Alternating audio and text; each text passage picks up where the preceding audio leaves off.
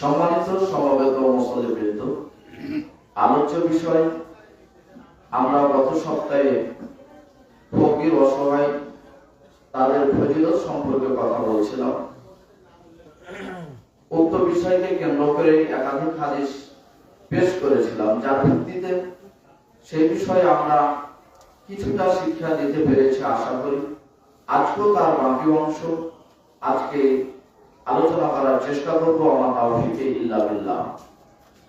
গত সপ্তাহে আমাদের আলোচনা ছিল যে যারা অসহায়, নিঃস্ব বা ফকির মিসকিন, যদিও তারা দরিদ্র ব্যক্তি, তাকওয়ার দিকটা যদি তাদের ভালো থাকে, আল্লাহ ভীতি যদি তাদের ভালো থাকে, তাহলে আল্লাহর নিকটে তাদের সম্মান অনেক বেশি। অনুরূপ ভাবে যারা ধনী ব্যক্তি, বিত্তবান, তাদের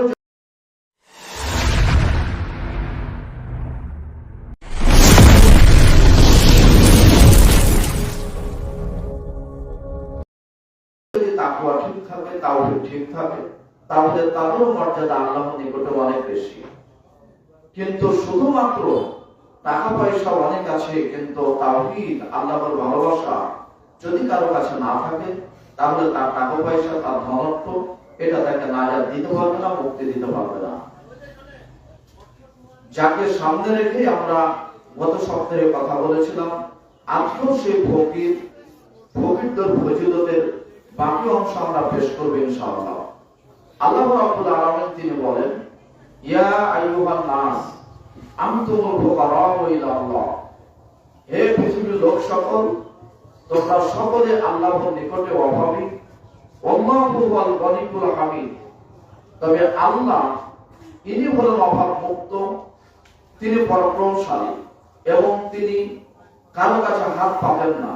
পৃথিবীর সব সৃষ্টি, সব মাখলুক তার দিকে চেয়ে থাকে। আমরা যে হাদিস শেষে পেশ করেছিলাম সেটা ছিল আয়েশা রাদিয়াল্লাহু তাআলা আনহাকে আল্লাহ রাসূল সাল্লাল্লাহু আলাইহি ওয়াসাল্লাম যে কথাগুলো বলেছিলেন। আমি হাদিসটি শেষে পেশ করে খুব বেশি বিশ্লেষণ করতে পারিনি, সময় শেষ হয়েছিল, খুতবা শেষ করেছিলাম। তো রাসূল সাল্লাল্লাহু আলাইহি ওয়াসাল্লাম যে হাদিস আয়েশাকে বলেছিলেন, শেষের হাদিসটি, তিনি সেখানে বিনয়ী, মানুষের প্রতি সৎ ব্যবহার, সবকিছু ঠিক রাখার জন্য তিনি এভাবে কথা বলেছিলেন। আন আয়েশা রাদিয়াল্লাহু আনহা বলেন, আয়েশা রাদিয়াল্লাহু আনহা বলেন, قال رسول الله صلى الله عليه وسلم, রাসূলুল্লাহ সাল্লাল্লাহু আলাইহি ওয়াসাল্লাম বলেছেন, আল্লাহুম্মা আহইনি মিসকিনান, হে আল্লাহ তুমি আমাকে মিসকিন রূপে জীবিত রাখো। তার মিসকিন রূপে জীবিত রাখার মানে যে আমার মাঝে যেন ওই ধনত্ব ব্যক্তিরা যেমন অহংকারীমূলক কথা বলে, অহংকারী ভাবে চলে, এমনটা যেন আমার মধ্যে না আসে।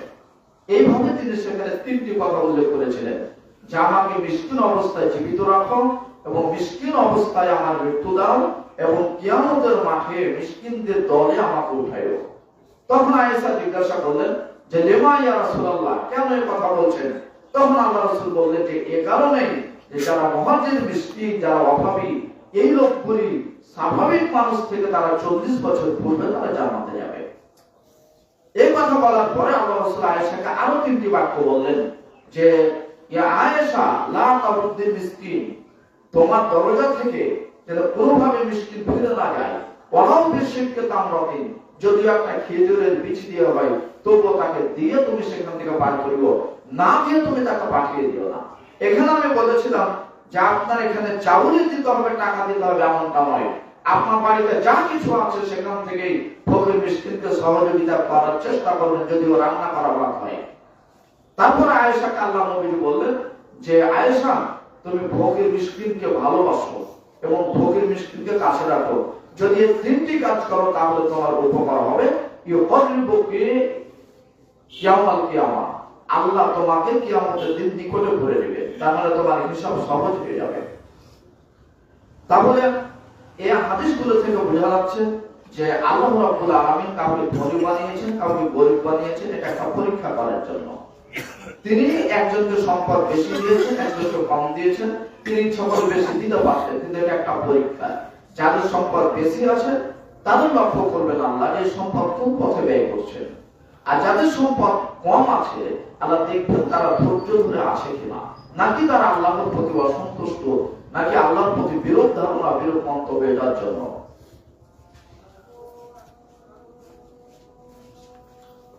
আনাবি তাওরাম রাদিয়াল্লাহু তাআলা আনহু قال আবু দারদা রাদিয়াল্লাহু তাআলা আনহু বলেন قال النبي সাল্লাল্লাহু আলাইহি ওয়াসাল্লাম, নবীজি সাল্লাল্লাহু আলাইহি ওয়াসাল্লাম বলেছেন, ইবগুনি ফি দুআফাইকুম, তোমরা আমাকে গরীব, অভাবী, দুস্থ, দুর্বল লোকদের মাঝে খুঁজো। আল্লাহ রাসূল তাকে খুঁজতে বলছেন খুব দুর্বল লোকদের মধ্যে। কেন? ফা ইন্নামা তুরযাকুনা ওয়া তুনসারুনা বিদুআফাইকুম, তোমাদেরকে রিজিক দেওয়া হয় এবং সহযোগিতা করা হয় দুর্বলদের ওসিলে।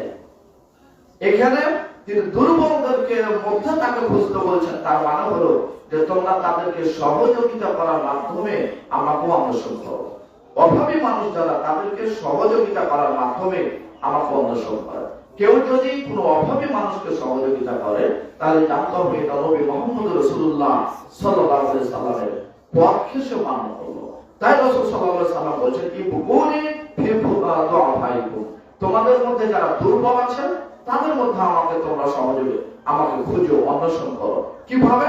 তাদেরকে সহযোগিতা করার মাধ্যমে। তাহলে এই হাদিসও যারা গরীব রয়েছে তাদের মর্যাদা আল্লাহ রাব্বুল আলামিনের নিকটে আছে, সেটাই প্রতীয়মান হয়। সাহাল ইবনে সাদ রাদিয়াল্লাহু তাআলা আনহু বলেন, মাররা রাজুলুন আলা রাসূলিল্লাহ সাল্লাল্লাহু আলাইহি ওয়াসাল্লাম, একজন ব্যক্তি আল্লাহর রাসূলের পাশ দিয়ে অতিক্রম করলেন।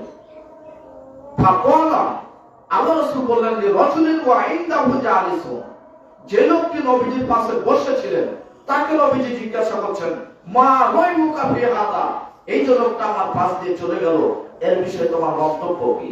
তার মানে এখানে তিনজন ব্যক্তি হচ্ছে, আল্লাহ রাসূল আছেন, আল্লাহ রাসূলের পাশে একজন আছেন, আর একটা লোক তার সামনে দিয়ে চলে গেল আল্লাহ রাসূল।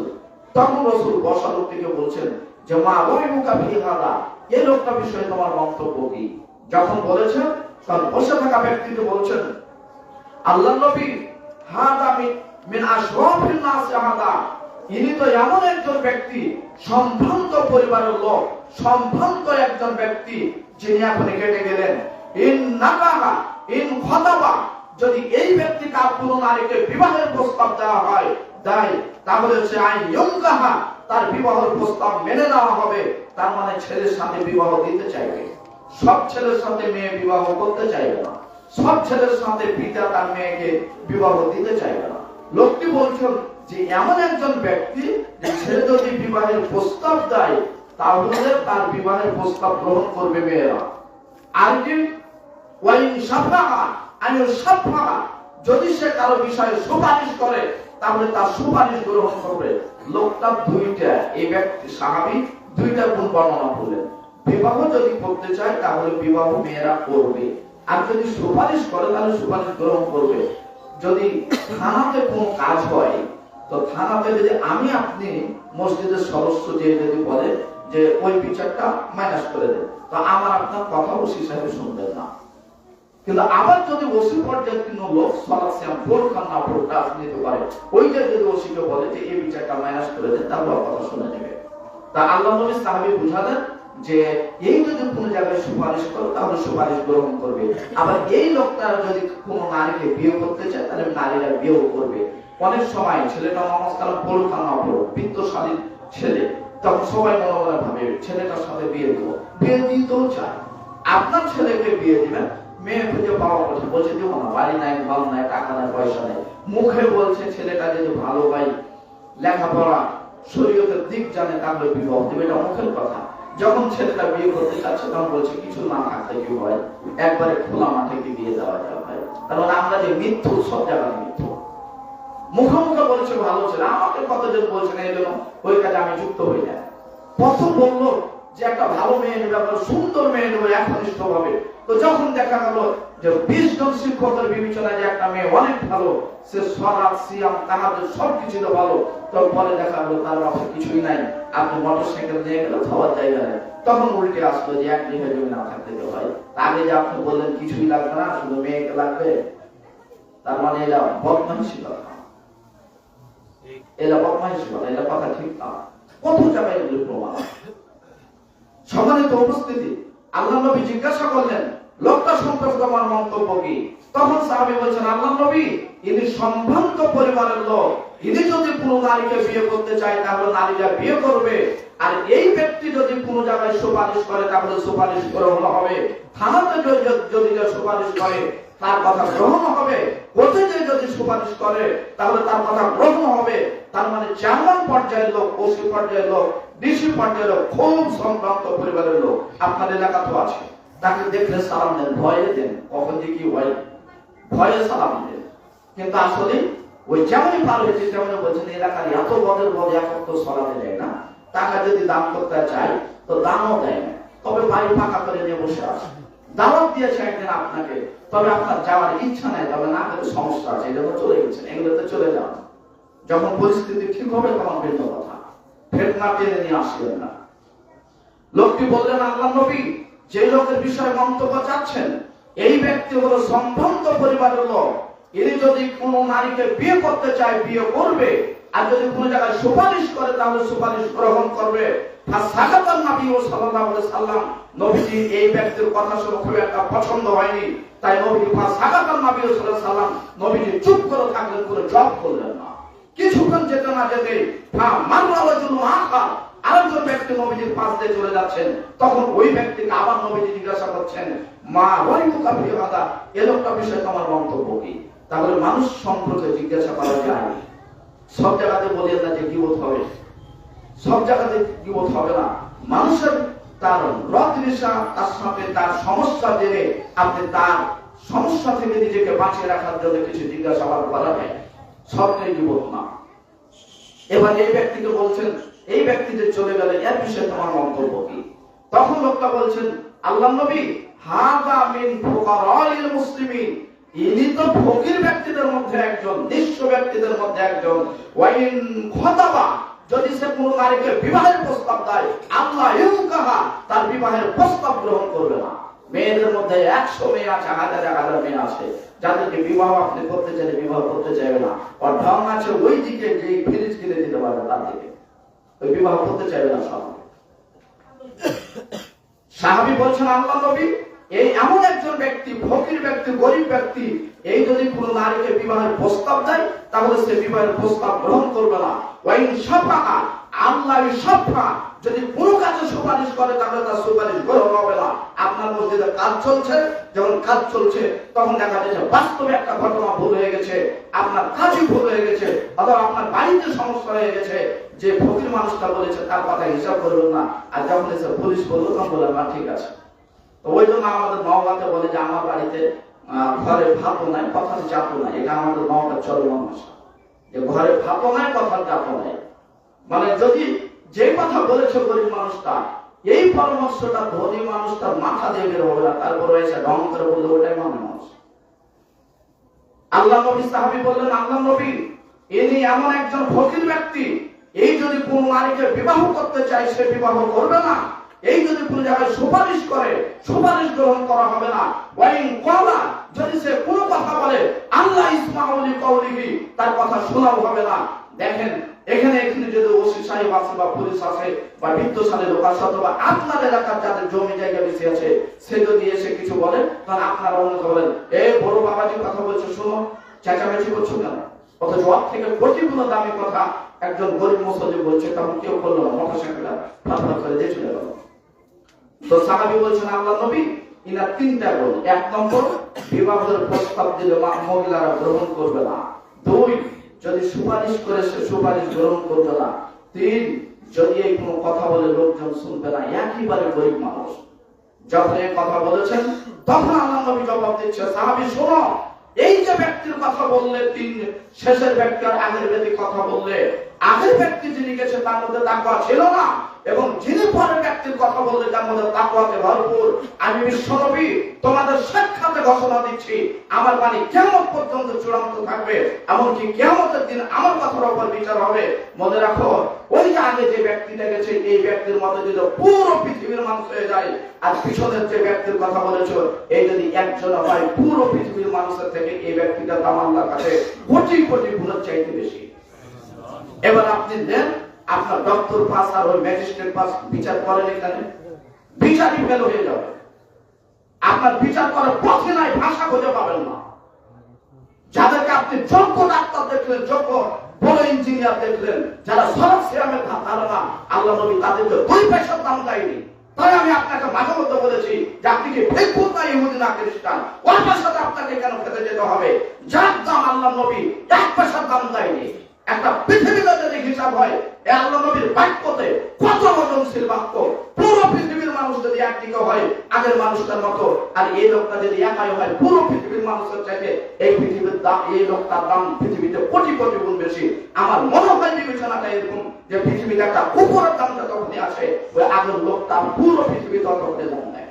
তবে এইভাবে কেন কথা বলেন? আপনি যা হাদিস খুলেন দেখবেন সনদ সহিহ হাদিস, বুখারী মুসলিম 19-20 কোন হাদিসেও নাই, ব্যাখ্যাই চলবে না এখানে, যা বলেছে নবী তাই চূড়ান্ত। তাহলে একজন গরিব মানুষ যিনি 5 ওয়াক্ত সালাত পড়েন, আর এখন আপনি আপনার হিসাবে মিলিয়ে দিলেন সাহাপুরের মানুষ, বিত্তশালী মানুষ, খুব ভালো বুঝেন, অনেক গল্প গুজবে ব্যস্ত থাকেন, আপনার সামনে আমি আপনার বুকের উপরে সে কথা বলে যাচ্ছি, আপনি মিলিয়ে দিলেন 5 ওয়াক্ত সালাত পড়েন না, মসজিদ বড় বড় রেখেছেন, দাড়ি রাখেননি, ক্ষমতা দিয়ে কথা বলেন, এলাকায় চলেন, আল্লাহ নবীর ভাষাটা আপনার কাছে আকাশে 2 পয়সার দাম আল্লাহ দেয়নি। ওই লোকটারই দাম আছে যে লোকটা টাকা নাই, পয়সা নাই, পাঞ্জাবিটা কোনা উঁচুতে উঠে গেছে, ময়লা জামা গায়ে দিয়ে থাকে, চুলগুলি এলোমেলো হয়ে থাকে, একটা কিছুই করতে পারে না, ইস্তারি করতে পারে না, তবে লোকটা আজান ধরে সালাত পড়ে, আল্লাহ বলছেন, আল্লাহ নবী বলছেন এই লোকটাই আল্লাহর কাছে হাজার হাজার কোটি গুণ বড় বেশি। নবীর ভাষাটা এভাবে বুঝালেন যে হাযা মিসলু বিল আরদ, জমিনকে পরিপূর্ণ যদি সেরকম হয়ে যায় তবুও তার সমান হবে না। এখন আপনি হিসাব বাড়িতে যা বসিয়ে নেন, আপনার ডক্টরের ডিগ্রি আর আপনার মাস্টার ডিগ্রি আর আপনার আমেরিকার ল পড়ার ডিগ্রি, এই ডিগ্রিগুলো সব এখানে মাইনাস করে দিয়েছে। আমি গত রাত্রে আমি যেখানে বক্তব্য দিচ্ছিলাম সেখানে রাজশাহীর জজ কোটার হাইকোর্টের যত ছিল সব অ্যাডভোকেটরা ছিলেন ওখানে, মানে প্রতিষ্ঠানের মাহফিল তারা সেখানে ছিলেন। তো কথা বলার আগে তো অনেক কিছু অনেকেই নিজে নিজে ভাবে, কিন্তু যখন কথা শুরু করি তখন লোকের জবাব দেওয়া কঠিন আছে। কারণ যিনি কথা বলে গেছেন আমাদের সামনে, আমরা যাকে নিয়ে আপনাদের সকলের সাথে লড়ি, তিনি হলেন মুহাম্মদ রাসূলুল্লাহ সাল্লাল্লাহু আলাইহি ওয়াসাল্লাম, যার কথার হিসাব আপনি দিতে পারবেন না। অনেক কথা হলো রুমের মধ্যে বসে, আমি যখন আলোচনা শুরু করলাম তখন আলোচনা শুরু করলাম আইন বিভাগ নিয়ে। আমার প্রথম বাক্যটা ছিল যে আপনি আমার চোখে ধোঁয়া ছেড়ে কিছু উনিশ করতে পারবেন না। আমার স্কুল বলেন, কলেজ বলেন, মাদ্রাসা বলেন, বিশ্ববিদ্যালয় বলেন, এমনি মাদ্রাসা বলেন, সব জায়গাতে আমার পা দেওয়া আছে। কিছু হলো আমি পরিবেশ বুঝি। তবে আপনারা যারা এখানে আছেন এই কথা আপনাদেরকে জবাব দিতে হবে। একটা যদি আল্লাহ কিয়ামতে ধরে রাখেন যে আমি যার উপর শরীয়ত নাযিল করেছি তিনি হলেন মুহাম্মদ সাল্লাল্লাহু আলাইহি সাল্লাম, তার সাথে আমি আয়েশার বিয়ে দিয়েছি, 7 বছরে বাংলাদেশের যত হাইকোর্ট সুপ্রিম কোর্ট আছে যারা নিয়ম লিখে রেখেছ যে 18 ছাড়া বিয়ে হবে না, 22 ছাড়া বিয়ে হবে না, তোমরা আমাকে বুঝিয়ে দিয়ে তোমরা সামনে যাও, তোমরা আমেরিকা লন্ডনের সব পুলিশ পিছিয়ে যাবে, তখন সব টাইট হয়েছে। তার মানে কোরআন হাদিসের কথা আলেম ওলামা হিরচিত্ত বলার কারণে মানুষ মনে করে যে এই কথা দামি নয়। যারা আলেম ওলামার পাশে আছেন শক্তভাবে কথা বলবেন। আল্লাহ নবীকে বলছেন আল্লাহ সূরা কলাম ওয়াক্তুলাউ তুদহিলু ফায়ুদহিলু, মুহাম্মদ তারা চাই যে তুমি যদি একটু শীতল হও, তুমি যদি একটু নরম হও, তাহলে তারাও নরম হবে। মক্কার মানুষের কাছে যদি দাওয়াতটা শক্তভাবে না দিয়ে যদি একটু নরম হও, তাহলে তারাও নরম হয়ে যাবে। আমি আল্লাহ তোমাকে বলছি ওয়াক্তুলাউ তুদহিলু ফায়ুদহিলু ওয়ালা তুতিকুল্লাহ আল্লাহ ফিল মাইন, তারা যদিও নরমতা চাচ্ছে আমি তোমার রব হয়ে বলছি কিঞ্চিত পরিমাণ তোমার নরম হওয়ার সুযোগ নাই। এমনকি আমি বলে দিলাম তুদের মুকাদ্দিমিন, যারা মিথ্যুক তাদের তোমার অনুসরণে জায়েজ নাই। তবে নবীজিকে একটু চাট্ট বললেন না, হালকা ভাবে বললেন। তিনি এইভাবে কথা বলে গেছেন যে কথা বলছিলাম 3টি গুণ যে বিবাহ দিলে বিবাহ মহিলা করবে না, কথা বললে কথা শ্রবণ করবে না, সুপারিশ করলে সুপারিশ গ্রহণ করবে না, এই লোকটাকে আল্লাহ তাআলা বললেন এই হলো পুরো পৃথিবীর মধ্যে যারা বিত্তশালী লোক যদি সালাত না পড়ে এদের থেকে কোটিগুলো উত্তম। এ কথা আজ থেকে 1500 বছর পূর্বে আল্লাহ রাসূল বলেছেন। সকলে বলি সাল্লাল্লাহু আলাইহি ওয়াসাল্লাম। সম্মানিত মা ও ভগ্নীগণ, আপনাকে এখান থেকে আপনাকে আমি যথেষ্ট সম্মান দেখে বলছি ওই মহিলা থেকে আপনি অনেক গুণে ভালো।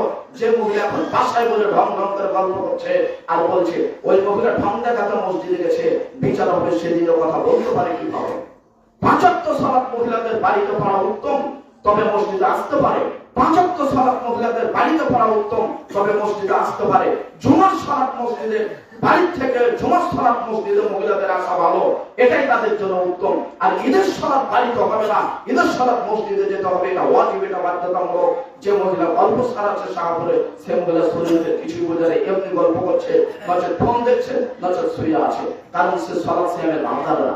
যারা আপনারা এসেছেন অবশ্যই আল্লাহর মেহমান, আপনি অনেক নেকির অধিকারী হয়েছেন, আল্লাহ যেন কবুল করেন সকলে বলি আল্লাহুম্মা আমিন। এই হাদিস থেকে আপনাদেরকে বুঝালাম যে যেখানে গরিব মানুষ আছে তাদেরকে স্নেহ করা, সম্মান দেওয়ার চেষ্টা করবেন। আপনি যদি গরিবকে ভালোবাসেন, আপনাকে গরিব মাথায় তুলে নেবে। আমি কিছুক্ষণ আগে একটা কথা বলে আসলাম গল্প করতে করতে, যে প্রতিষ্ঠানে একজন যে অফিসে গেছেন, কথা বলবেন আমার সাথে যে কোনো একটা বিষয়ে হোক, বিষয়টি তালাকের একটা ফতোয়ার জন্য। তো যেটা কি শুনেছে আমি তা জানি না। তো উনি যখন অফিসে গেছেন তখন আমি বললাম যে বসেন। তো উনি বলছেন যে না, তো খুব পেরেশানিতে আছে, যা বুঝলাম, খুব কাপড় চোপড় এলোমেলো আছে, চুলগুলো বড় বড় আছে, বয়স্ক মানুষ, আমার বাবার মতো বয়স। তার বললাম যে বসেন। তুমি বলছেন না বসলাম, যে আগে বসবেন তারপরে কথা হবে। বসা মাত্রই তখন আমি একজন অভিযোগকে বললাম যে আপনি চা বিস্কুট নিয়ে আসুন, তো এটা আমার মেহমান, আমি বাইরে চলে গেলাম, আপনি থাকেন, আধা ঘন্টা পর কথা হবে, আমি ক্লাস করে আসছি। ক্লাস করে এসেছি, তো উনি দাঁড়িয়েই আছে। তো আমি বললাম যে বসেন, বসা ছাড়া কথা হবে না। তখন উনি বসলেন, বসে তার চোখ দিয়ে ঝরঝর করে পানি পড়ছে। উনি বলছেন যে আমি তো গেটের বাইরে অনেক কিছু শুনলাম, তো অনেক কিছু শুনে তো আমি তো ভয় পাচ্ছিলাম যে আপনার সাথে কথা বলি কিভাবে, আপনার বয়স এরকম বা আপনি এরকম, এটা আমরা বুঝতে পারি না। আমরা তো ভাবছি কথা বলেন কি নাকি, আপনি যেভাবে কথা বলছেন কিছুই তো না, এভাবে আপনারা কথা বলেন মানুষের সাথে। তাহলে এই লোকটা আপনার সাথে কত দুর্বল হবে। গরিবকে ভালোবাসলে সে আপনার জুতা মুছে দিবে, কিন্তু যখনই আপনার ভাষা চেঞ্জ হয়ে যাবে গরিবের উপর, তখন গরিব মানুষ আপনাকে কিছু করতে পারবে না, তবে অপূর্ণ হয়ে যাবে। গরিব মানুষ কোনোদিন পৃথিবীতে কোনো প্রতিশোধ নিতে পারে না, তারা নিতেও যায় না। তারা বাড়ির পাশে আম গাছের নিচে বলে আল্লাহ তোমাকে বিচার দিলাম, বিচার তুমি করিও, তবে অপূর্ণ করে যাবে। আন আবি হুরায়রা রাদিয়াল্লাহু তাআলা আনহু قال, আবু হুরায়রা রাদিয়াল্লাহু তাআলা আনহু বলেন, আন আব্দুল্লাহ ইবনে মুগাফফাল রাদিয়াল্লাহু তাআলা আনহু قال, আব্দুল্লাহ ইবনে মুগাফফাল তিনি বলছেন, যা রাজুলুন ইলা রাসূলিল্লাহ সাল্লাল্লাহু আলাইহি সাল্লাম, একজন ব্যক্তি আল্লাহ রাসূলের নিকটে আসলেন, এসে বলছেন, ইয়া রাসূলুল্লাহ ইন্নী উহিব্বুকা, নিশ্চয় আমি আপনাকে মন থেকে ভালোবাসি, অন্তর থেকে ভালোবাসি। আল্লাহ নবীজি বললেন, উনজুর মা তাকুল, লোক তুমি বেরেক করো, তুমি থেমে যাও, তুমি যে কথা বলছো সেটা তুমি চিন্তা ভাবনা করো। কেন তুমি আমাকে ভালোবাসতে আসলে, তুমি ভালোভাবে চিন্তা ভাবনা করো, তুমি কি কথা বলছো। লোকটা বলছেন, ওয়াল্লাহি, আল্লাহর কসম করে বলছি, ইন্নী উহিব্বুকা, আল্লাহর কসম আমি তোমাকে ভালোবাসি। তখন আল্লাহ নবীজি বলছেন, তুমি চুপ করো, তুমি চিন্তা ভাবনা করো, তুমি কি বাক্য বলছো। তার কারণ নবীজি বোঝাতে যাচ্ছেন যে আমাকে ভালোবাসলে অনেক কঠিন, আমাকে ভালোবাসতে হলে বিপদ আবার আসতে পারে, তাই তুমি আমাকে চিন্তা ভাবনা করে দেখো। আমাকে ভালোবাসতে চাইলে সবকিছু করতে পারবে না, আমাকে ভালোবাসলে সবকিছু বলতে পারবে না, আমাকে ভালোবাসলে ওই বিভিন্ন দাওয়াত অনুষ্ঠানে যেতে পারবে না, আমাকে ভালোবাসলে একটা নিয়মের উপর চলতে হবে। তাই লোকটাকে বলছেন যে উনজুর মা তাকুল, তুমি যে কথা বলছি এটা আবার ভেবে দেখো। ওয়াল্লাহি, লোকটা বলছেন আল্লাহর কসম, ইন্নী উহিব্বুকা, অবশ্যই আল্লাহর কসম আমি আপনাকে ভালোবাসি। আল্লাহ নবী তিনবার বললেন, তুমি ভেবে দেখো। লোকটা তিনবারই বলছেন আল্লাহর কসম আপনাকে আমি ভালোবাসি। তখন আল্লাহ নবী বলছেন, যদি তাই হয়, তুমি যদি আমাকে ভালোবাসো, তাহলে আইদানির ফাকরে তিজভাফা, তাহলে তুমি প্রস্তুত হও, তোমাকে অভাবে গরিবে এ অসহায় তোমাকে চতুর্দিক থেকে ঢেকে নিবে, তুমি এর জন্য প্রস্তুত হও। হাদিসের বাক্য কি বুঝাই?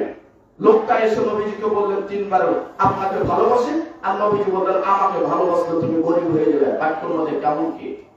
এখানে বুঝাতে চাচ্ছেন নবীজি, আমাকে যখন ভালোবাসবে তখন তুমি সব পথে পাড়ি দিতে পারবে না। আমাকে যখন ভালোবাসবে তখন তুমি শিলনের দোকানে এই মোচ কেটে দিও, চুল কেটে দিও, নখ কেটে দিও, তখন দাড়ি কেটে দিতে পারবে না। তার মানে ওই কর্ম তুমি করতে পারবে না। দাড়ি না কেটে দিলে কাস্টমারই হবে না। যে দুই একজন হবে, ওই দুই একজনে আপনার পরিবার চলবে না, বউ চলবে না। আর এখনকার বউ তো একেবারে দুই একটা বাঁধে। এরা তো বউ হয়েছে কি হয়েছে আল্লাহই জানে, আশ্চর্য জিনিস। মানে যাদেরকে লালন পালন করা, তাদেরকে নিয়ে থাকা বহু আশ্চর্য। আপনার থেকে আরো আশ্চর্য যে তারাকে ছাড়া আবার চলতেও না, এটাও এক আশ্চর্য। সব মিলে তাদেরকে নিয়ে থাকতে হবে। সম্মানিত মা ও ভগ্নীগণ, একটু নরম হবেন, শান্ত হবেন, ইসলামের পথগুলিকে মেনে নেওয়ার চেষ্টা করবেন। আপনি সকল ব্যবসা করতে পারবেন না। আল্লাহ নবী বললেন, তুমি ফকির হয়ে যাবে যখন আমাকে ভালোবাসবে, তখন তোমার ব্যাংকের চাকরি চলবে না, তখন তোমাকে বাংলাদেশ সবাই আলেমে আলেম যাই বলুক না কেন, তখন তোমার ব্যাংকের চাকরি হবে না। তখন আমি বললাম, রব্বানি সব সময় আপনাকে বলবো, আমি যতটুকু হাদিস কোরআন বুঝি তখন আপনাকে বলবো, করছেন করেন, তবে যত তাড়াতাড়ি পারেন ছেড়ে চলে আসেন, অন্য চাকরি করেন। কারণ ব্যাংকের নিয়ম নীতি সম্পর্কে সব পড়া আছে, দেখা আছে, সেটা যেই ব্যাংকে হোক না কেন ফিরে আসেন, তখন আপনার পথ ভারী হয়ে যাবে। তাই নবীজি লোকটাকে বলছেন, ভালোবাসতে এসেছো আমাকে, আমাকে ভালোবাসতে তোমাকে গরিব অবস্থায় ধরে ফেলবে। নবীজি বিশ্লেষণ করছেন, সাহাবী ব্যক্তি মনে রাখো, তুমি প্রস্তুত হও, তোমাকে অভাবে ধরবে। কেমন ভাবে? নদীর স্রোত যেমন নিচের দিকে চলে যায়, স্রোত যত দ্রুত গতিতে যায়, তার চাইতে বেশি দ্রুত গতিতে তোমাকে ওই অভাব অনটনে তোমাকে গ্রাস করবে। তখন তোমাকে ধৈর্য ধরতে হবে। প্রক্রিয়ায় নামাজ স্মরণ ছুটে গেল, মসজিদ তিনি স্থাপন করেছেন। তার ওই মসজিদের মহিলা মসজিদ আমি কি করেছি, উদ্বোধন করেছি। ওই মহিলা মসজিদের তার টয়লেট খুঁজতে হবে, বাথরুম খুঁজতে হবে, গেট খুঁজতে হবে, সব আমার নকশা দেওয়া। সেখানে খুব ক্ষমতা দেখে, আল্লাহর উপর বিশ্বাস রেখে মহিলা মসজিদ চালু করা। পুঠিয়াতে গেলে দেখবেন সেখানে পুঠিয়াতে একটা মাজার আছে, বিরাম তখন আমি জায়গাতে মাজার আছে, সেই মাজার আমাকে দেখালেন। মসজিদে খুতবা শুরু করলাম। খুতবার পরে দেখলাম পরিস্থিতি খুব কঠিন। ওনাকে বললাম, পরিস্থিতি যতই কঠিন হোক, একটা কথা মেনে নিতে হবে।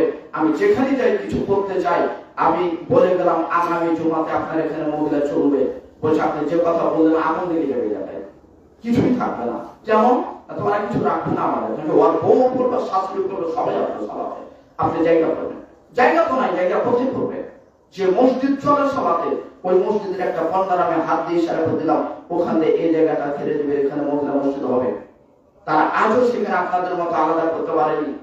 সেখানে ঘেরার মধ্যে সালাত পড়ে, আর সেখানে টয়লেট, বাথরুম, এবং তারা বাচ্চা নিয়ে আসলে কোথায় বাচ্চাকে দুধ খাওয়াবে, ওযু করবে, সব গোসল করবে, সবকিছু করে দেখে দেখে বলে দিলাম, এদিকে এটা হবে, এটা হবে, এটা হবে, দেখে আসবেন। মসজিদ এখনো চলছে সেখানে। শরীয়তের দিনের কাজ যদি আপনি করেন, আল্লাহ আপনাকে উপর থেকে সহযোগিতা করবেন, ওয়াদা দিয়ে দিয়েছেন। সম্মানিত উপস্থিতি, ব্যক্তিটি যেমন আল্লাহকে ভালোবাসতে চায়, রাসূলকে ভালোবাসতে চাইলেন, আর নবীজি বললেন, তুমি অভাবী হয়ে যাবে, তার মানে তুমি সব পথে থেকে পা বাড়াতে পারবে না। আজও আপনারা নিজে নিজে চিন্তা করবেন, আপনার কতটুকু হালাল আর কতটুকু হারাম। এদিকে খেয়াল করে যদি কিছু ছাড়া লাগে ছেড়ে দিবেন, আর কিছু যদি বুঝতে পারেন যে এটা একবারে টোটাল হারাম, তাহলে ওটাকে একবারে কোনো জায়গায় টয়লেট ফেলে দিবেন, না তো পুকুরে ফেলে দিবেন, খাবার টাবার যা আছে, মানে ওটা ছাড়া আপনার বাঁচতে পারছেন না।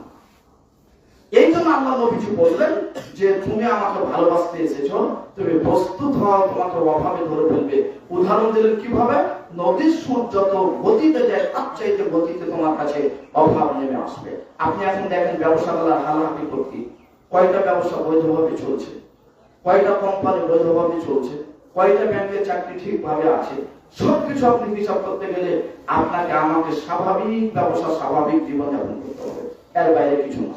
এখন বলতে পারেন যে আমি স্বাভাবিক থাকবো মানে অন্য ব্যক্তি তো অনেক বিত্তশালী হয়ে গেল, ধনী হয়ে গেল, আর আমি স্বাভাবিক থাকবো মানে? এইগুলিও আল্লাহ রাসূল সাল্লাল্লাহু আলাইহি সাল্লাম হাদিসের মধ্যে স্পষ্টভাবে বিবরণ দিয়েছেন। আপনারা অবশ্যই হাদিসগুলি বাড়িতে বেশি বেশি পড়ার চেষ্টা করবেন। আল্লাহ কবুল করুন সকলে বলি আল্লাহ।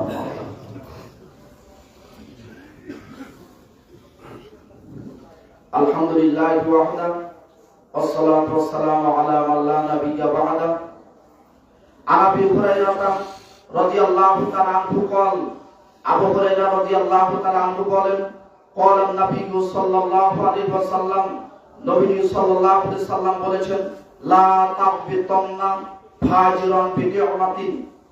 যে কথাটা আমাদের আমি বহু খুতবায় বলেছি আপনাদেরকে যে কারো কারো বাড়ির দিকে তাকানো নিষেধ আছে, তো তখন আমি দলিল পেশ করিনি।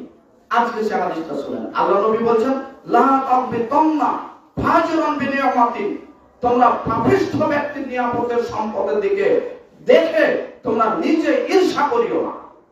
যার টাকা স্পষ্ট প্রমাণ হয়েছে, দেখেছেন ঘুষের টাকা, সুদের টাকা, তার টাকা দেখে এ কথা বলতে পারবে না, এরকম যদি আমার টাকা হতো, ইস কত টাকা খাচ্ছে, ইস কত ভালো চলছে, কত মাছ কিনছে, এ কথা বলতে মুহাম্মদ সাল্লাল্লাহু আলাইহি ওয়াসাল্লাম আপনাকে নিষেধ করেছেন। তার জন্য আমি বলেছি, যদি কথা বলা নিষেধ হয়, তার থেকে যদি টাকা নিষেধ হয়, তাহলে কি দাওয়াত খাওয়া যায় হবে? এইগুলো কথা তো ছাগলও বুঝবে, পাগলও বুঝবে। যে বাড়ির থেকে টাকা না যায় হয়ে গেছে, যার ইটের থেকে টাকা না যায় হয়ে গেছে, আজ হোক কাল হোক তার বাড়ি ভাঙতে হবে। সে পুলিশের চাকরি করে, কই টাকা বেতন পায়, টাকা পেল কোথায়? সব টাকা দিয়ে যদি বাড়ি 6 তলা 9 তলা করে, আজ হোক কাল হোক তার বাড়ি ভাঙতে হবে। তার বাড়ি না ভেঙে সে বাড়িতে ইবাদত করবো, ইবাদত আল্লাহর ইবাদত। আপনার ফতোয়া এলাকাতে যায়েন, কোন আলেম লিখতে পারে আল্লাহ রাসূল সাল্লাল্লাহু আলাইহি সাল্লামের বাক্যের উপরে যে বাক্য কলম করতে পারে, দেখা যাবে তার বাড়ি ভেঙে তৌসিক করে নতুন টাকা দিয়ে, বৈধ টাকা দিয়ে টাকা বাড়ি করতে হবে। এর নাম ইসলাম। তাই সকল মানুষ যদি ইসলাম থেকে চলে যায়, আল্লাহ তার দ্বীনকে বিজয় রাখবেন, কোনোভাবে কিছু হবে না। মাঝে মাঝে আপনার দেখেন না, মূর্তি সব ভেঙে শেষ হয়ে গেছে, অথচ মূর্তি ভাঙলো, আবার যারা আসবে আবার তারা খেয়াল খুশি মতো মূর্তি গড়াবে। এই করতে করতে চলবে, আল্লাহ যখন ইচ্ছা হবে আবার ভেঙে দেবে। না হলে শেষ সময় যখন ঈসা রুহুল্লাহ পৃথিবীতে নেমে আসবে, সবকে চৌচির করে আল্লাহ তাআলার এক বিধান তিনি কায়েম করে দেবেন। সম্মানিত উপস্থিতি, আল্লাহ নবী বলছেন, লা তাকবিতান্না ফাজরান বিনিয়ামাতিন, তোমরা পাপিষ্ঠ ব্যক্তির সম্পদের দিকে দেখে তোমরা দিকে ঈর্ষা করিও না। হাদিসের বিশ্লেষণ এবং এই বাড়িটা কত সুন্দর গো, বলতে পারবেন না। এই বাড়িটাতে থাকতে কত মজা গো, বলতে পারবেন না। ইস এরা কত বাজার করছে, এ কথা বলতে পারবেন না। এ কথা মুহাম্মদ রাসূলুল্লাহ সাল্লাল্লাহু আলাইহি ওয়াসাল্লাম নিষেধ করেছেন। যারা আমার পিছনে সালাত আদায় করেন, তাদেরকে অবশ্যই নবীর সুন্নাত অনুযায়ী চলার জন্য বিনীত অনুরোধ রাখছি। এলাকার যতই আমার বাড়ি আছে, সে বাড়ির দিকে বহু খাবার দূরের কথা আপনার তাকানো নিষেধ করেছেন মুহাম্মদ রাসূলুল্লাহ সাল্লাল্লাহু আলাইহি ওয়াসাল্লাম। আমি মধ্যখানে দোয়া করি, এই মসজিদকে আল্লাহ যেন সঠিক পথ, সঠিক কথা বোঝানোর জন্য মূল কেন্দ্র হিসাবে কবুল করেন। আকাশে বলি আমিন। আমি পরিস্থিতি, আমি অনেক ব্যস্ত হয়ে থাকি, আপনারা অনেকেই জানেন। পরিস্থিতির অনুকূলে আসলে আমি আপনাদের পরবর্তীতে কিছুদিন পরে খুতবা শুরু করব। আল্লাহ রাসূলের মসজিদ নববী তৈরি করে তিনি মসজিদ থেকে কি কি কাজগুলি করতেন, ধারাবাহিক 2 জুমা 4 জুমা চালাবো, ধারাবাহিক আলোচনা পেশ করার চেষ্টা করব। এটাও একটা মসজিদ, সে মসজিদ থেকে কি কি কাজ হয়, মসজিদ নববী নবীজি তৈরি করলেন, কেন করলেন, কিভাবে করলেন, আর সেখান থেকে তিনি কি কি কাজ করে গেছিলেন।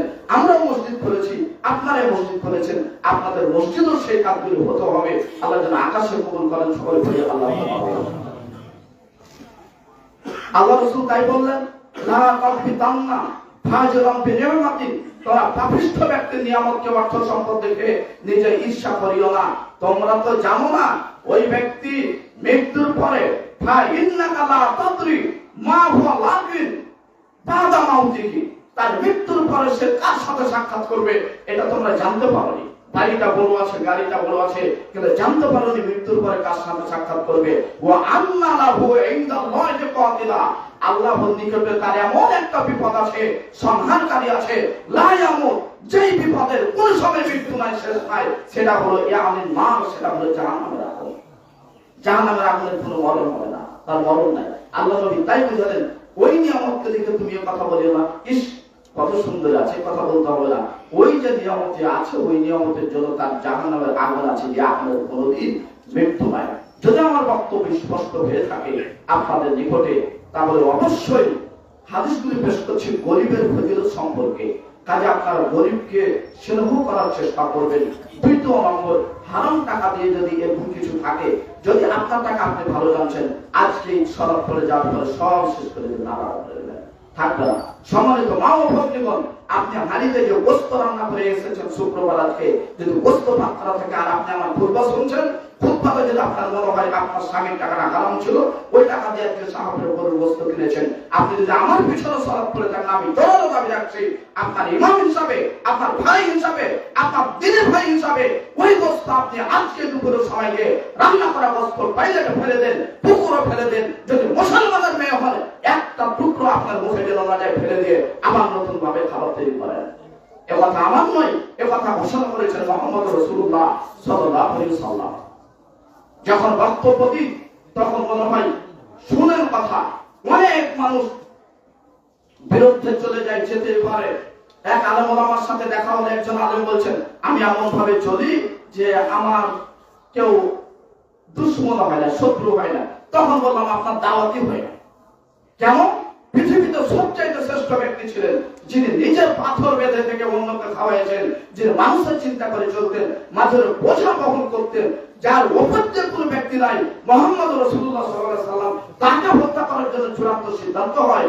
আর আপনি কোন ভাবে চলেন, কোন নিয়ম পেয়েছেন যে আপনার কেউ কিছু বলে না? তার মানে আপনি লোক দিকে চলেন, এদিকে বলেন ওদিকে বলেন, পানি যেদিকে ছাড়া সেদিকে। আপনার দ্বারাতে বাংলাদেশের একটা জনগণের উপকার হবে না। আপনার কথা যতক্ষণ পর্যন্ত নবীর পথে না এসেছে, আল্লাহ নবীজিকে কোনো সময় টলাতে পারেননি। শেষ পর্যন্ত বলেছে কথা যে লাকুম দীনুকুম ওয়ালিয়া দিন। আল্লাহ তাআলা পাঠিয়ে দিয়েছেন এই আয়াত, তবু তুমি তোমার দিন থেকে উঠাতে পারবে না। আপনারা যখন আমাকে কোনো ফতোয়া জিজ্ঞাসা করেন, বিশেষ করে মসজিদের বিষয়ে, যে দাসুরিয়াতে থাকি, অমুক জায়গাতে থাকি, আমরা 10টা লোক থাকি ওখানে, তো ভাই হানাফি মসজিদে কি সালাত হবে না? মাজারের মসজিদে কি সালাত হবে না? তো কোন আলেম নাকি বলেছে যে মাজারের মসজিদে সালাত হবে না, তো কি করো তোমরা? আগে নিজে বলে নাও, তারপর ওটাতে যাবে জামাতে। আমার কথা ওদিকে নাই, চাঙ্গা কথাতে যেতে হবে। ওর মাজার মসজিদ যদি জায়েজ না পায়, তাহলে ওর মসজিদ আমি যাবো কারো 10 জন ব্যক্তি মিলে একটা দিনের ঠাকরা দিয়ে আবার মসজিদ তৈরি করবো। বিধান স্পষ্ট আছে, জমা নয়, ওয়াক্তে আপনি চালিয়ে যান। মসজিদে একবার ভেঙে যাওয়ার ক্ষমতা নাই। তিনিও বাংলাদেশের নাগরিক, আপনি নাগরিক। আমি এখানে মাঝে মধ্যে পরিবেশ ঠিক রেখে কথা বলি, কারণ মায়ের বেটার ক্ষমতা নাই এই মসজিদকে ভেঙে চর্চিল করে নষ্ট করে সাহাপুরে মসজিদকে করতে পারে ক্ষমতা নাই। আর মসজিদ কারো বাপের টাকা নয়, মসজিদ আল্লাহ চালায় সেখানে। এই মসজিদে একবার যদি 19 পিস হয়ে যায়, মনে রাখবেন যেদিন ভেঙেছে সেদিন মসজিদ পাকা হয়ে গেছে। আপনার 10 টাকার হিসাব থেকে পকেটে এমন বাংলাদেশে নারী পুরুষ আছে যারা কোটি কোটি টাকা দিনের জন্য ব্যয় করছে। গত রাত্রের প্রোগ্রাম থেকে যিনি আসলাম, আমার পাশে যিনি বসেছিলেন, উনি একটা মেডিকেলের তিনি পরিচালক। তিনার যে টাকা দানের কথাটা শুনবো, আমি শুধু তার দিকে তাকিয়ে আছি। প্রতি মাসে বিধবাদেরকে টাকা দেয়, এত চিকিৎসা দেয়, ওটা দেয়, দান করে। আমার সামনে সেখানে ছোট্ট একটা প্রতিষ্ঠান, সেখানে উনি 1 লক্ষ টাকা দানের ঘোষণা দিলেন। 1 লক্ষ টাকা রমজানে কত দেয়? উনি বললেন, হুজুর সাহেব আপনার সাথে অনেক দিন থেকে আমার আশা ছিল সামনাসামনি কথা বলবো, তবে আপনার ক্যাসেট শুনে, তবে আপনার কোনো আইডি পাই না, বিভিন্ন আইডি থেকে শুনে। আমার তো কোনো আইডি নাই, আমার ছাড়ার এখনো ছাড়িনি, তো যে যা পারে তাই ছাড়ে। তো উনি আমাকে বলছেন যে আমার মা 2টা কথা বলেছেন। এক, আমার মা টিপে পাস করা, আমার মা টিপ দিয়ে বিবাহ করেছে। আমার মা মৃত্যুর আগে বলে গেছে, বেটা তুমি বিবাহ করবে ইয়াতিম মেয়েকে। 2 নম্বর, তোমার যদি টাকা হয় তো তুমি তোমার টাকা হলে তুমি একটা মাদ্রাসা ইসলামের প্রতিষ্ঠান চালু করে দেবে। তখন আমি ভাইকে বললাম যে ভাই, বাপ মাকে বিদ্যা লাগে না, পড়া লাগে না। বাপ মা যে কথা বলে এটা ডিগ্রির থেকেও অনেক বেশি, সারা জীবন পড়ার থেকে অনেক বেশি। আপনার মা দ্বিতীয় বাক্য যেটা বলেছে যে একটা প্রতিষ্ঠান মাদ্রাসা করলো, এই মাদ্রাসাটা যদি আপনি করেন, সারা জীবন পৃথিবীর মানুষের কাছে আপনার উল্লেখযোগ্য সম্মান ধরা থাকবে। শুধু মানুষের কাছে নয়, অবশ্যই আল্লাহর কাছেও আপনার সম্মান ধরা থাকবে।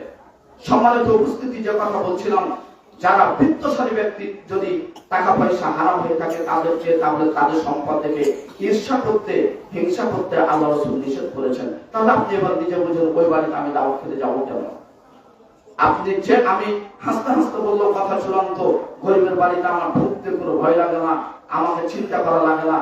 যা টাকা তার বাড়িতে আছে, আমি এখনই বিশ্বাস তার টাকাটা হলো মাঠে কাজ করার অথবা রিক্সা ভ্যান চালার। কিন্তু যখন আমাকে টাইলসের বাড়িতে ঢুকাই, তখন আমি ভয় লাগে, না জানি কোন বাড়িতে যে ঢুকালো টাকা দিয়ে কোথাকার আল্লাহ জানে।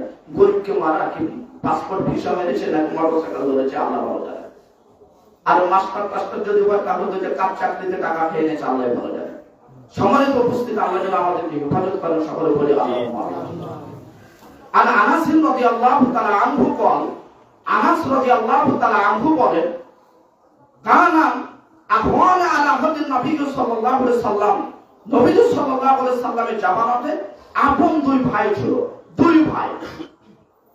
ওয়া কানা আউয়ালুহা আহলুহুমা, 2 জনের একজন ইয়াতিন নবী সাল্লাল্লাহু আলাইহি সাল্লাম, নবীজি সাল্লাল্লাহু আলাইহি সাল্লামের কাছে থাকতো, থেকে কি করত? হাদিস কোরআন বলে শুনতো। তাহলে 2 ভাই, আপন 2 ভাই। 2 ভাইয়ের মধ্যে এক ভাই নবীজির কাছে থাকতেন আর হাদিস কোরআন বলে শুনতেন।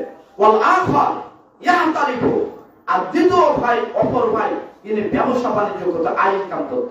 দেখেন ভাই যদি 2টা ভাই আছে, কাজে কম বেশি হয়, তোমার আমারই বেশি হবে। না হলে জমি ভাগ করার সময় বলবে, তুই কি করেছিস? তুই তো মাদ্রাসাতে ছিলি, তুই তো স্কুলে ছিলি, এখন জমি বেশি দিবি মানে আমার জমি বেশি রাখবে, এইভাবে গন্ডগোল লাগবে। এই দুইজন ব্যক্তি আনাস বলছেন দুইজন আপন ভাই, তো একজন থাকে কোথায়? নবীজির কাছে, তার মানে মসজিদ নববীতে থাকে, হাদিস কুলিশ শুনে খাই দায় থাকে। আর এক ভাই মাঠে ব্যবসা বাণিজ্য করে এক তারিখ, তার মানে আয় ইনকাম করে, উপার্জন করে। আমাদের মধ্যে অনেক আছে, ছোট ভাই পড়ছে, বড় ভাই কাজ করে। ফাকান আল মুহতারিফু ফাশাকা ইলা নবী সাল্লাল্লাহু আলাইহি সাল্লাম, এক পর্যায়ে যিনি আয় রোজগার করতেন তিনি আল্লাহ নবীজির কাছে ওই ভাইয়ের বিষয়ে অভিযোগ পেশ করলো যে আমি শুধু একাই খাটি, আর সে শুধু ভাই, সে শুধু নবীজির কাছে পড়ে থাকে, এই কথা অভিযোগ করলো। তখন আল্লাহ নবীজি বলছেন, সাবধান, তুমি সতর্ক হও, লা আল্লাহকে রুজিকুকে, তুমি মনে রাখো এই তোমার বড় ভাই ছোট ভাই, এই যে এক ভাই তোমার মসজিদ নববীতে থাকে, আমার কাছে থেকে হাদিস কোরআন শিখে আর তুমি আয় ইনকাম করো, মনে রাখো তোমার এই ভাইয়ের কারণে, এই ভাইয়ের ওসিলাতেই তোমাকে রিজিক দেওয়া হচ্ছে। কথাটা কত বড় দেখেন। তাহলে আপনার শাহপুরে এই মসজিদে যদি মসজিদ আছে, আপনার বাড়ির পাশে যদি ছোট্ট একটা বাচ্চা কোরআন হাদিস পড়ে, আল্লাহ নবী বলছে তাকে ছোট বলিও না, সে কোরআন পড়ে আর স্বাভাবিক খায়াত চলে, আর তার ওসিলাতে তোমাকে আল্লাহ বড় বড় ব্যবসাতে তোমাকে রিজিক লাভ করেছে। এ কথা মুহাম্মদ রাসূলুল্লাহ সাল্লাল্লাহু আলাইহি সাল্লাম বলেছেন। কথা বলিস বিশ্বাস করতে নাই, তবে আপনি হিসাব মিলাতে পারবেন না কিভাবে হচ্ছে। বাড়ির পাশে ছোট্ট বাচ্চাটা বরুণাগায় পড়ে, রাজশাহীতে পড়ে বা অন্য জায়গায় পড়ে, মাত্র কোরআন তেলাওয়াত করে। বাড়ির পাশে একটা বয়স্ক মানুষ, বয়োবৃদ্ধ জ্ঞানবৃদ্ধ মানুষ, 60 বছর বয়স, মাঝে মধ্যে কোরআনটা তেলাওয়াত করে, হালকা হালকা করে। তখন আপনি দাওয়াত দেন না, ইফতারের দিন না ওয়ালিদ আমার ছুটে গেছে, বলছে ভুলে গেছেন, আমাকে বলা হয়নি। তো ফের আবার ওয়াকে বলা হয়নি, তো দাসুরিয়ার চেয়ারম্যানকে যে বলেননি, তার মানে হচ্ছে পূজা দিয়ে মাথায় আছে। এই যে হিসাব আছে যে ওয়াকে দিতে হবে, কেন? তাতে 500 টাকা আগে দিবে যে, এই জন্য এই জিনিসটা আমি সহ্যই করতে পারি না যে কোনো জায়গাতে। এই হিসাব কেন হবে? আপনার ব্যক্তি দেখে কোনো দাওয়াত হবে না। আল্লাহ রাসূল সাল্লাল্লাহু আলাইহি সাল্লামের পুরো জীবনেতে একবার তিনি ব্যক্তি হিসাব করেছিলেন, তখন আল্লাহ তাআলা পুরো সূরা নাযিল করেছিলেন যে একেবারে কিয়ামত পর্যন্ত ব্যক্তি হিসাব করে দাওয়াত দিতে নিষেধ করেছেন। কোন ব্যক্তির মাধ্যমে কোনো দাওয়াত চলবে না, আপনাকে দাওয়াত দিতে হবে নবী মুহাম্মদ রাসূলুল্লাহ সাল্লাল্লাহু আলাইহি সাল্লামের পদ্ধতিতে। আমি ছোট্ট করে বলি, আল্লাহ নবী যে আছেন, বড় বড় সেই এলাকার মানুষগুলি সেখানে লিডারেরা আছে, তখন নবীজি কথা বলেছেন, তার চিন্তা চেতনা যে যদি লিডারটা একটু পক্ষে থাকে তাহলে কাজটা ভালো হবে। কিছুক্ষণ পরে দেখা যাচ্ছে আব্দুল্লাহ ইবনে উম্মে মাকতুম অন্ধ সাহাবী, সবাই চিনেন আব্দুল্লাহ ইবনে উম্মে মাকতুম অন্ধ সাহাবী, মুয়াজ্জিন মানুষ। তিনি এসে বলছেন, আল্লাহ রাসূল আমার কিছু কথা আছে, আল্লাহ রাসূল আমার কিছু কথা আছে, আল্লাহ রাসূল আমার কিছু কথা আছে সাল্লাল্লাহু আলাইহি সাল্লাম। আল্লাহ নবীজি তার দিকে ফিরে তাকালেন না। তবে আল্লাহ নবীজি তিনি খারাপ মনে তাকাননি, খারাপ চিন্তা করেন না। নবীর ধারণা যে আব্দুল্লাহ ইবনে উম্মে মাকতুম তো আমারই মানুষ, উনি তো সাহাবী মানুষ, তো উনি কি বলবে এটা বলে শুনি। আর এই বড় লোকটি যদি একটু হেদায়েত হয় তাহলে তো দিনের কাজ অনেক বেশি হবে, একটি আগে সারি। এমন চিন্তা যেমন অন্তরে আসছে, তেমন আল্লাহ তাআলা পুরো সূরা নাযিল করলেন, আবাসা ওয়া তাওয়াল্লা, সূরা আবাসা, আবাসা ওয়া তাওয়াল্লা আন জাহুল আমা। নবী তুমি ভুল বঞ্চিত করলে, পেট ফেরিয়ে দেখালে, অন্ধ লোক এসেছে, এই কারণে আমি আল্লাহ আমার প্রজন্মের ওই বিত্তশালী লোকে ওই লোকেরই তোমার কথা শুনতে হতো। আব্দুল্লাহ ইবনে উম্মে মাকতুম আযান দেয়, সে ৫ ওয়াক্ত সালাত পড়ে, সে তাওহীদ স্বীকার করে, আমি আল্লাহকে সে বিশ্বাস করে। আজকে গন্ডাগুলিকে তুমি সামনে দিয়ে বসে আছো, তাদের হেদায়েতের প্রয়োজন নাই, তারা আমার কলমের কাছে, আমি আল্লাহর কাছে তারা ফল ফোটার মতো, তাদের দিয়ে কোনো কিছু আমি দিব না। তুমি কেন আব্দুল্লাহ ইবনে উম্মে মাকতুমের সাথে কথা বললে না? সাথে সাথে আল্লাহ নবী ফিরে এসে তাদেরকে ছেড়ে তিনি বুঝতে পারলেন আমার ভুল হয়ে গেছে, পুরো সূরা নাযিল হয়ে গেছে আবাসা ওয়া তাওয়াল্লা। আজ যদি বাংলাদেশের আলেমরা সঠিকভাবে কথা বলতো তাহলে এত কিছু ঝামেলা থাকতো না, এত জাতীয় সংসদ ভবনে 19-20 নিয়ম রচনা হতো না। মুসলমান কালেমা পড়ে বিয়ে করেন, মুসলমানের কালেমা মাটি দিলে মুসলমানের নীতিতে দেন, আর যখন সংসদে বসেন তখন পূজার নিয়ম চলে আসে।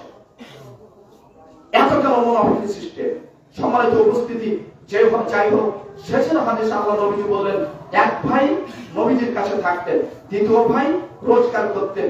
রোজগার করা ভাই বড় ভাইয়ের নামে বিচার দিল আল্লাহ নবীর কাছে। তখন আল্লাহ নবীজি বললেন, ওর নামে বিচার হবে না, ওই যে আমার কাছে কোরআন হাদিস শিখে, এর কারণেই তোমাকে রিজিক দেওয়া হয়, এর ওসিলাতেই তোমাকে রিজিক দেওয়া হয়।